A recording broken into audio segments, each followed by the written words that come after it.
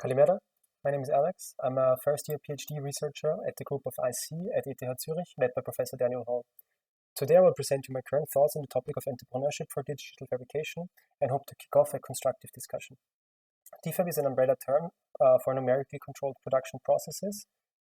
Think of it as an extension from digital planning to the fabrication process, such as seen in applications of robotic manufacturing and 3D printing. Information in this case can flow both ways, making fabrication considerations available to the designers. So you might wonder, why do we talk about business stuff in AEC, right? And I think that actually AEC is a very big business. It is made up by many thousand small companies. It is in fact one of the larger verticals and contributes to around 10% of global GDP. And yet, as we know, AEC actually needs a lot of improvement. So there is indeed great potential there.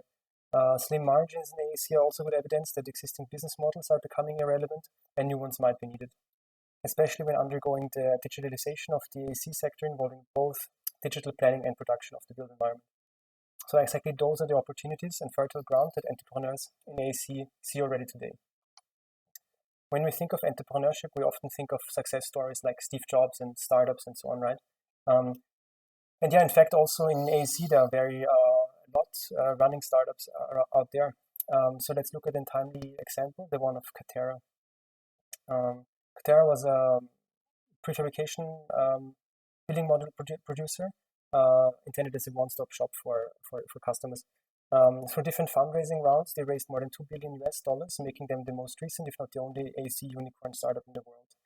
And what happens next? In fact, as of last month or so, they officially declared bankruptcy and ceased operations, wiping out almost 10,000 employees and leaving many ongoing projects incomplete.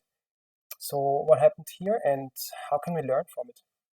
I think it's not so straightforward to point to single points of failure, as it tackles various topics such as the overall complexities of the construction industry, limits of causation, risks of rapid enterprise growth and HR implications, but also the use of nascent digital fabrication technologies. So there are many takeaways probably for us from such a case study.